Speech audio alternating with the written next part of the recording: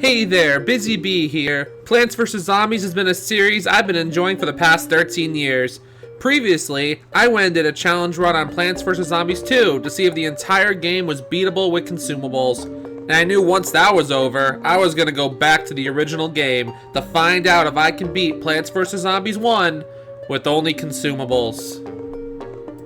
The rules are simple. Just like last time, I could only use consumables, or like some of the comments like to call them, insta-plants. Both are accurate to me. I am also able to use sun-producing plants like sunflowers and sunshroom to produce sun in the back of our line, since not being able to complete levels because of sun limitations is as simple as saying half the game is impossible right off the bat. And that's not fun. I want to suffer. I mean play the game. Also, we'll try to beat every level in adventure mode on its first run through, but if I can't, I will return later when I have more plants to see if it's possible, just like with the sequel game. With all that out of the way, let's begin! I know your type, tall, dark, and dead. You wanna bite all the petals off of my head. On to day 1, and well, there's a pretty big difference for this game. Sun is now worth 25 instead of 50.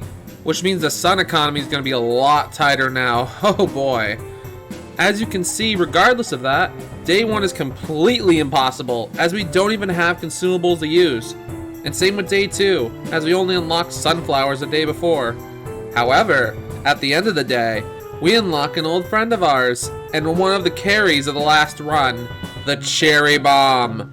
You know what it does. It explodes all zombies in a 3x3 area. It's a bit expensive considering the sun economy in this game, but it'll come in clutch when needed. And clutch it is indeed, cause somehow we were able to beat day 3 with it first try. Even if it's barely possible, I got lucky with lawnmowers and zombie spawns. Can't say the same for day 4 though. The lawn adds 2 more lanes for me to protect, and I can only get lucky for so long, so sadly, this is a loss for now. Day 5, however, that day introduces walnut bowling, and if you watched my previous series, you'll know that I see these bowling plants as consumables, since you can only use them once.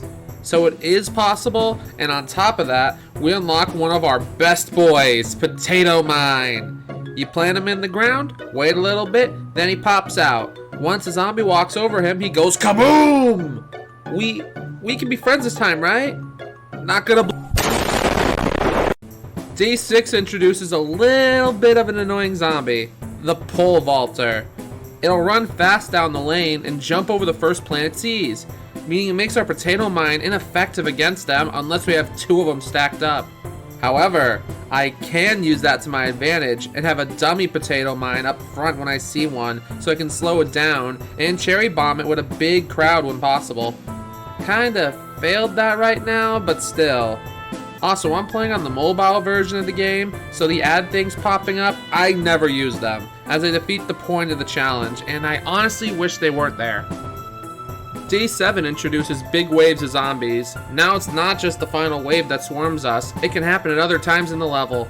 I got pretty lucky this time, grouping them all up like that, but unfortunately, that was just luck, because not much later, we lose. And I tried the day several times, and we just lack the power we need. Day 8 was incredibly simple since there were 0 pole vaulters, or weirdly enough, a midday wave. Really shows you that normal zombies aren't the actual problem, just the special ones. Oh man. Yeah, day 9 isn't happening. Not even just because of the pole vaulters, because they send so many spaced out zombies just to prove me wrong. Dang it. Day 10 isn't any better either, being a conveyor belt level, and I can hold them off for a long time with random cherry bombs and potato mines, but I couldn't even make it halfway through the level. It's just not happening. Oh well, time to go to bed.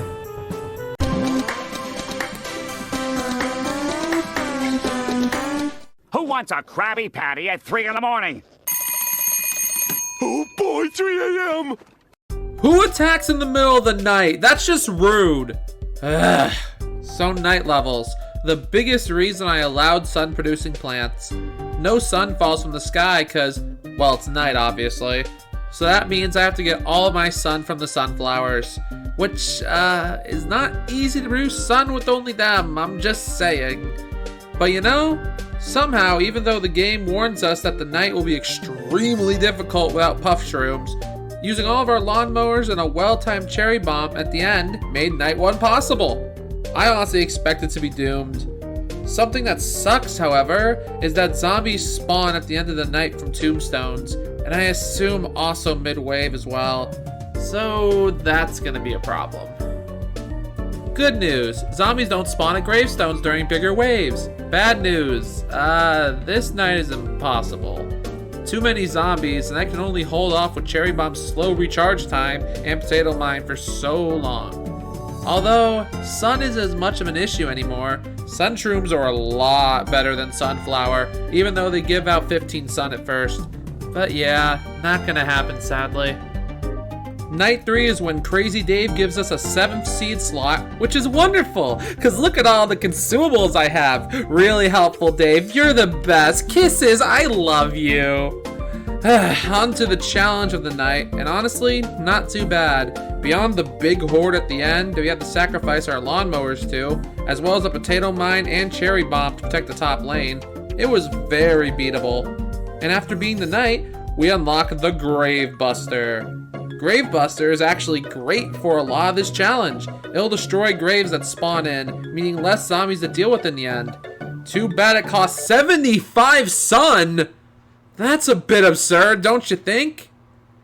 Night 4, I'm able to use the Grave Buster when I have a surplus of sun to get rid of the graves early, rewarding us with coins. More on that later. But unfortunately, there's way too many zombies to deal with, so I'm overrun near the end of the night. It is interesting to note how close our failed attempts seem to get though. Night 5, I am extremely conflicted to say whether this night is possible or not. Because my arguments for no is, well, I can spam this hammer as much as I want with no consequence, and that feels like not a consumable. But on the other hand, in the shop, I can buy these things for coins as one-time use items, aka the definition of consumable. I'm torn, and it doesn't help that the only plants that can help are our 3 consumable plants. I think I'm going to say that yes, it's possible, kinda in the way of walnut bowling, but that's pushing it.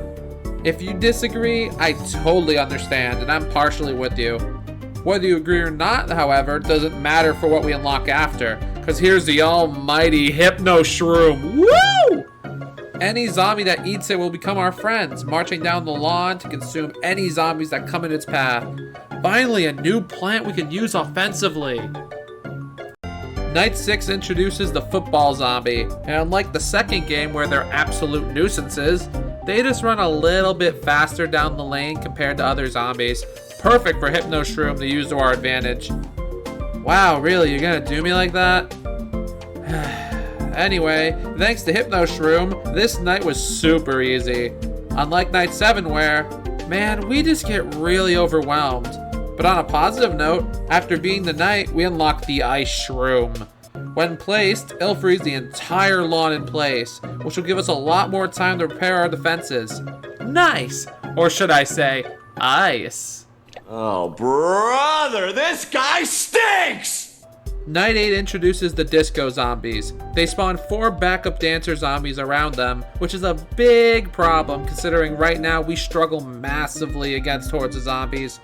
We were thankfully able to beat it, and we were given one of the answers to the horde problem, the almighty Doom Shroom. It is incredibly powerful, destroying every single zombie in a 7x5 area. It's almost a screen wipe.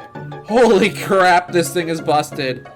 Thank goodness I'm naturally given this plant and don't have to spend hours and hours and hours and potential money trying to earn it for reasons that aren't even related to the campaign. Would that be stupid? Plants vs. Zombies 2? Huh? My spite aside, Night 9 was pretty easy. I let some of the lawnmowers go and check this out. A lot of zombies in the way? Not anymore. Man, this is such a good plant. And Night 10 is a conveyor level, but unlike last time, it gives us so many good consumables that it was the easiest level in the game. Just blowing zombies to smithereens with Doom Shroom was oh so satisfying. And after that easy night, I say tomorrow we take a dip in the pool to celebrate our victory.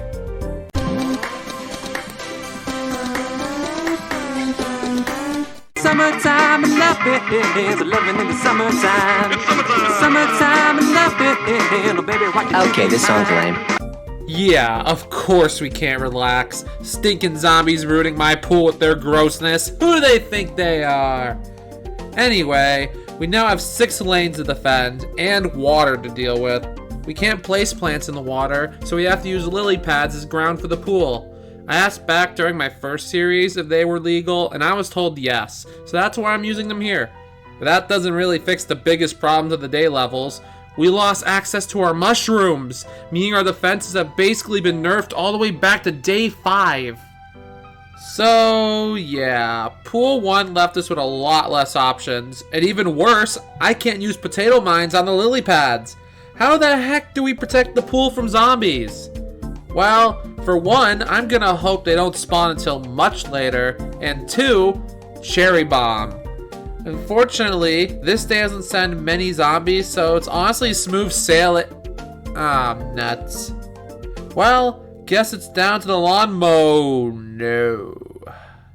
Yeah, lawnmowers are practically useless in the pool lane, so reset. And with better luck, we're able to beat Pool 1 and unlock the GOAT! Squash is an incredible plant, squashing the zombies in front or behind him. And he can be placed on lily pads, so now we have serious damage for the pool.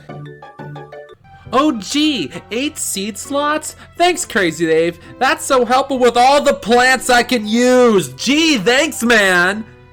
Anyway, thanks to Squash being able to protect us, we're actually able to build up a defense for the first time in the game. Unfortunately, I think the game knows that, because it's sending a lot of zombies to try to overwhelm us. But thankfully, that didn't matter because Pool 2 was smooth sailing. Pool 3 was similar to Pool 2, however, it does introduce a new zombie type. The scuba zombie sinks under the water and is pretty much unaffected from anything that happens above it. Fortunately, Squash is an easy counter to it, as when it attacks, it has to come up above the water to do so. And even though there was a massively scary wave at the end, the zombies weren't spread out at all, and we could beat the day and unlock a very useful plant, Tangle Kelp. Any plant in the pool will be dragged under by this powerful plant, and unlike the second game, this plant will be useful for a pretty good chunk of the game, so I'm glad to have you this time. Oh god, that's a lot of flags. So, contrary to what I thought was going to be a big problem, it shockingly wasn't. I mean, look at that water defense. Ain't nothing getting past us. Even with all the big waves of zombies, and just a big amount in general, I was completely safe, and Pool Day 4 was easy. And hey, I even locked the shop to upgrade stuff. Most don't matter, but I can get pool cleaners, meaning I have lawnmowers for the pool now. And a rake if I'm feeling desperate. Hopefully it doesn't need to come into play. Baby zombies incoming! So, this is an interesting conveyor level, one I thought I was doomed on, but thankfully, even though I'm flooded by zombies, I get cherry bombs a lot. At the end of the day, I thought it was curtains when I was down so many mowers, but would you look at that RNG? All in one lane. Seriously? That's such incredible luck. Safe to say I won, and we unlocked Jose Jalapeno on a stick. Jalapeno incinerates an entire lane with hot fire, melting anything in its way. It's super useful, especially against a certain zombie type. Speaking of, on Pool 6 we get introduced to it, the Zomboni. It'll cover the lawn in ice, making it so we can't plant anything on it. It'll also send down bobsled zombies to attack us if we let the ice stay for too long. So it's best to take it out with Jalapeno, since when it knocks it out, it'll also melt the ice. Easy day overall though. Honestly, not much to say about Pool 7, so let's move on to Pool 8, where we are introduced to a unique zombie, the Dolphin Rider. Look at how fast it is! Thankfully, Tangle Kelp is a counter to it, so as long as we have them, the Rider isn't a threat. Pool 8 wasn't so bad, just something to be wary of. And Day 9 was pretty similar, although it was harder and we had to use a couple mowers to keep us alive. But still, not much to say. Unlike Pool 10 where, I'm gonna give myself credit. I held out a lot longer than I thought. But when our only line of defense is rarely spawning jalapenos and tangle kelp, there's sadly not much we can do. This day is 100% impossible. Dang it, almost a perfect record too. Guess we should take a nap, prepare for the next area and all that.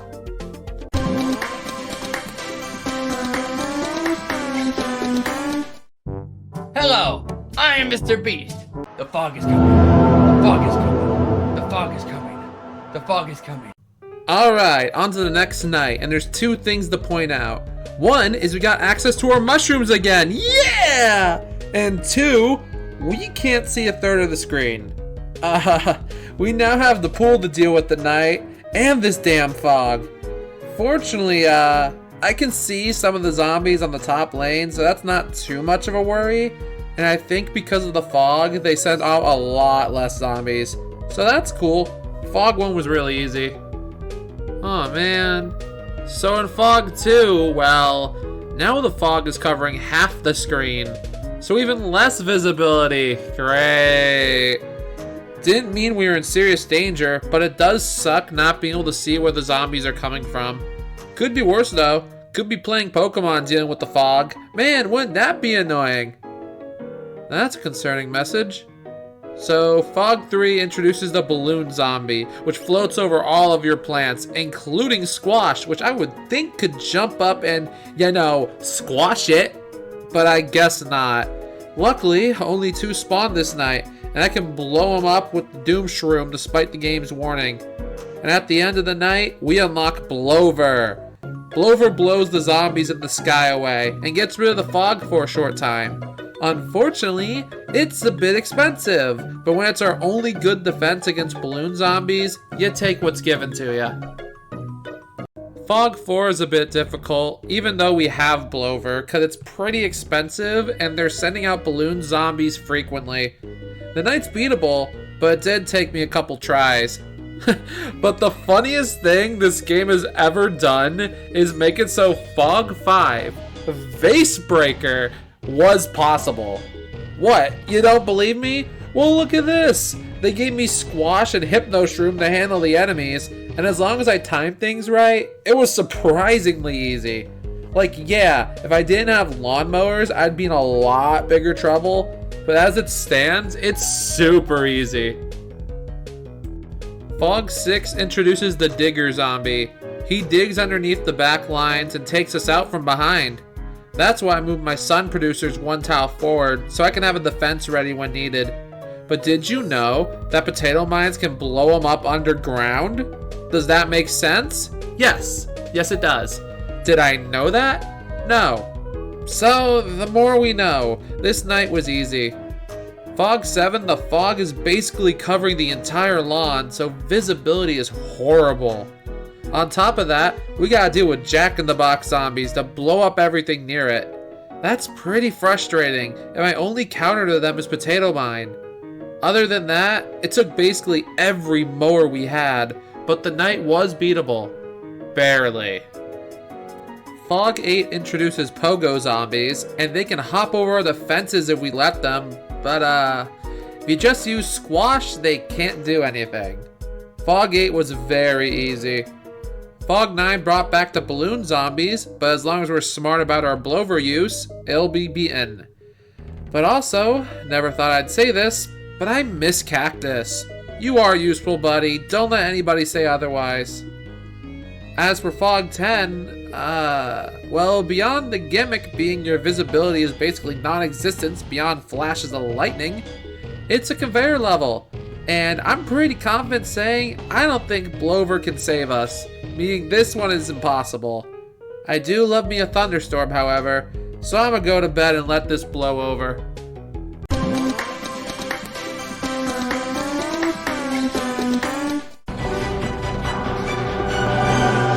What are you doing? Don't walk on my roof. I hear thumps on the roof. What's that? Oh, come on! Zombies are appearing on our roof, and we don't have lawn on our roof, because that's the one thing that's normal about us. So what the heck do we do?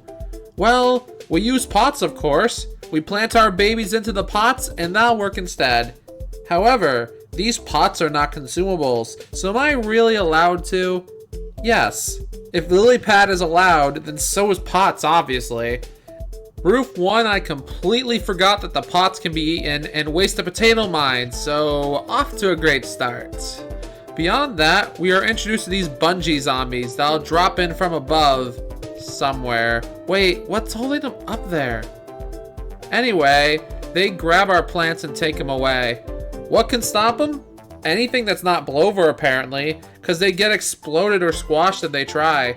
So they're not a real threat right now, and we beat the day and unlock the pots. Oh yeah, we have no mushrooms either, so once again, we are extremely limited. Roof 2 is more of the same, but with a lot more zombies. But we also have access to pots in the roof cleaners, so overall an even trade in my opinion. It was pretty easy, and beaten first try. Roof 3 is pretty much the same situation, but that's not what I'm here to talk about, because at the end of the day, we unlock our final consumable, the coffee bean. This little guy can wake up our mushrooms when planted, meaning now we have, granted limited, access to our entire lineup of consumables. Minus Tangle Kelp and Gravebuster, but hey, it's not my fault they decide against putting water pots in the game. And who's gonna put graves on top of their house? It's not Halloween. So Roof 4 is a bit tough. They're sending an absurd amount of zombies at a time, like the most zombies I've ever had to deal with in either game. It takes like half my roof cleaners, but thankfully it is survivable.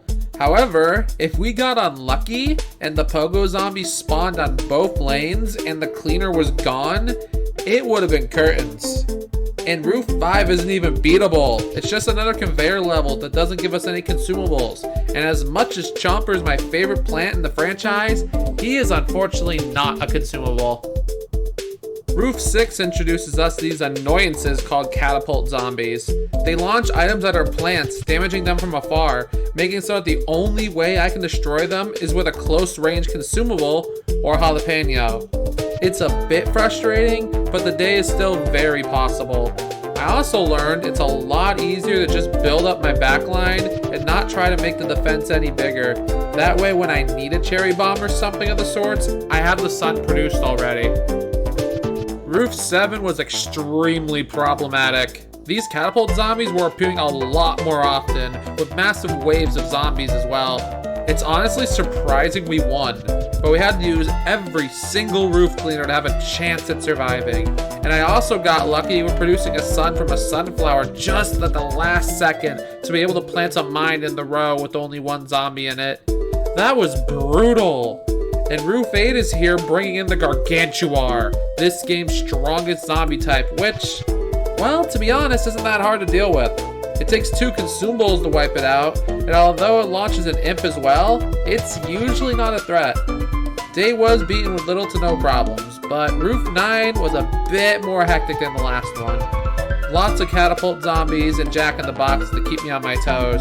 But we were able to save all of our roof cleaners till the end, so even if they all fell, which they didn't, I would have been fine. And now, finally, it's time for the boss level, Zomboss.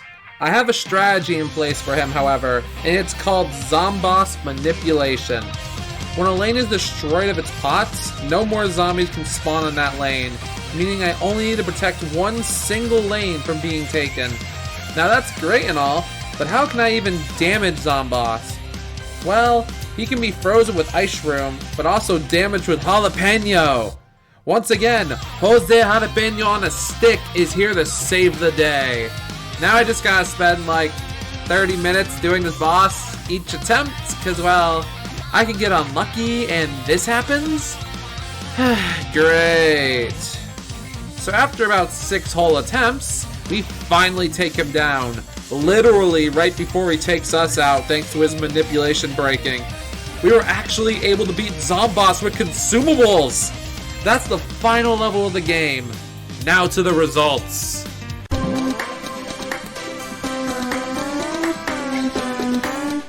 we were able to go back and tackle every level with our unlocked plants, meaning that I was able to go back and beat every single non-conveyor belt level that we had previously failed on.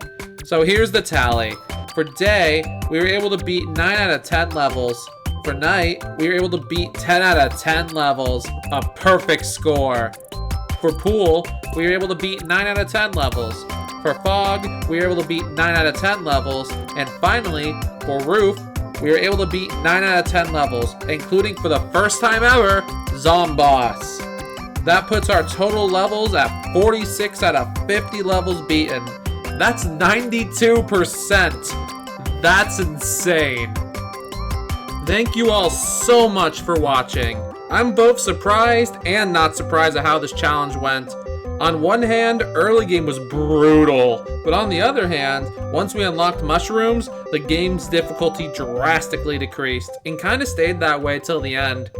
Unlike the second game, I wouldn't say it's probably preferred, however, as a good amount of the levels I had to go back and beat later with more plants. And just so you know, when Plants vs. Zombies 3 actually drops, I will be dropping everything to see if it's possible too. Like, comment, and subscribe for more, because this has been Busy Bee. Peace!